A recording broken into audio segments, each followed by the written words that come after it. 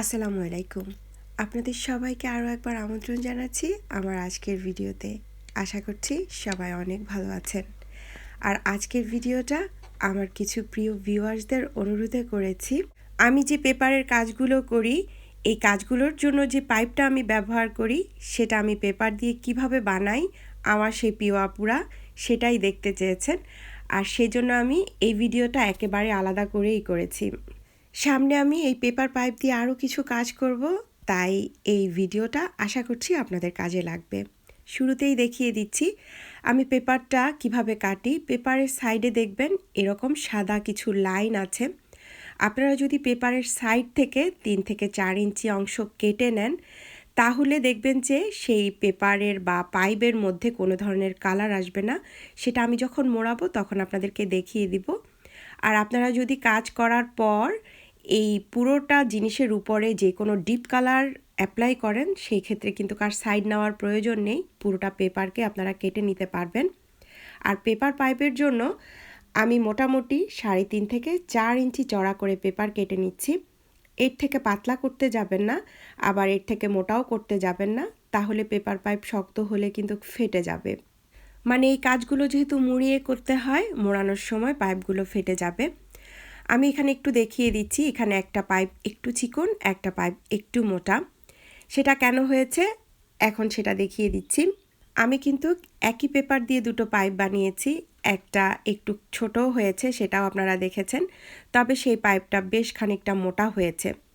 আর যেটা চিকন সেটা পাতলাও হয়েছে, আবার কিছুটা লম্বাও হয়েছে।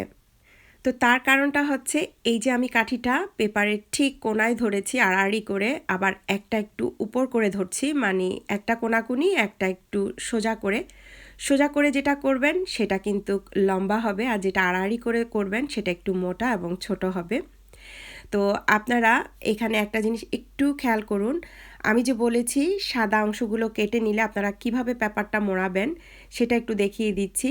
যেই পাশে লেখা সেই পাশ থেকে আপনারা মুড়িয়ে নেবেন, তাহলে দেখবেন শেষের পার্ট থেকে পুরোটা পাইপের উপরে শুধু সাদা লাইন দেখা যাচ্ছে, পেপারের যে কালার সেটা ঢেকে যাবে।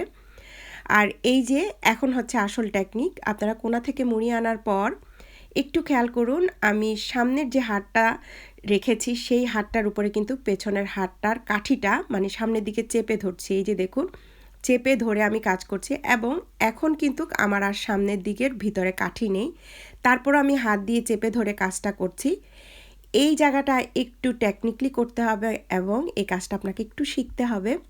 যদি সামনের হাতটা আপনারা চেপে না ধরেন, সেক্ষেত্রে কিন্তু সামনের দিকে পাইপটা বাদামের ঠোঙ্গার মতো মোটা হতে থাকবে, মানে তখন আর কিন্তু সুন্দর মতো বা সেম সাইজের হবে না।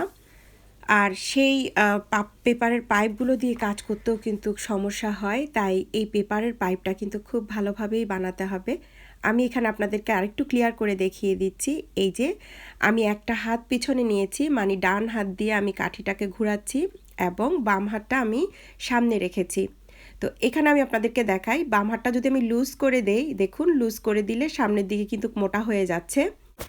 তাই দোনোটা হাতকে আপনাদের ব্যালেন্স করতে হবে। পেছনের হাতটা মানে কাঠিটার মাথাটাকে বাম হাতের উপর একটু চেপে ধরতে হবে, তারপরে ঘুরাবেন। এখন যে ঠোঙ্গার মতো হয়ে গেছে দেখুন, সেটাকে আমি হাতের উপরে রেখে পিছনের কাঠিটা ঘুরালাম, আর এই যে সামনের দিক কিন্তু খুব সুন্দর আবার চিকন হয়ে গেছে।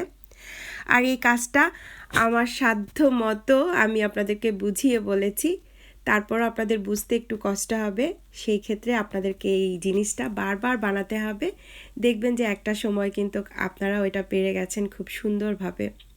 আর শেষের দিকে তো একটা নর্মাল গ্লু লাগিয়ে জোড়াটা দিয়ে নিতে হবে, আর সবসময় চেষ্টা করবেন গ্লুটা একটু ভালো দেওয়ার। এটা খুলে গেলেও কিন্তু পরবর্তীতে আপনাদের কাজগুলো করতে সমস্যা হবে।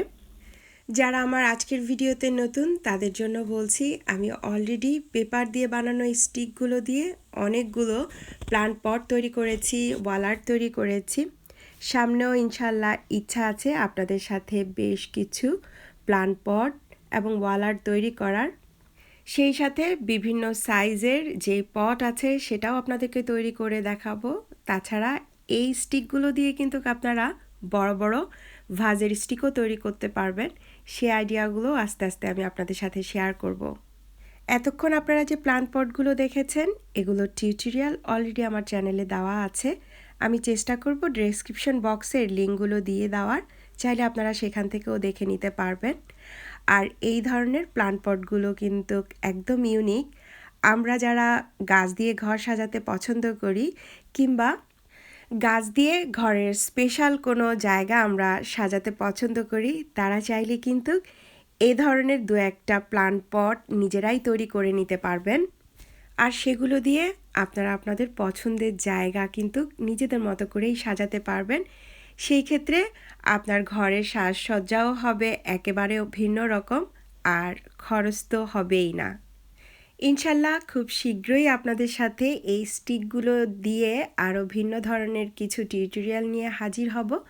সে পর্যন্ত সবাই অনেক অনেক ভালো থাকবেন, আমাদের জন্য দোয়া করবেন। আর যারা আজকের ভিডিওতে নতুন, তারা অবশ্যই আমাকে সাপোর্ট করার জন্য আমার চ্যানেলটা সাবস্ক্রাইব করে আমার পাশেই থাকবেন। বিদায় নিয়ে নিচ্ছি। আল্লাহ হাফেজ।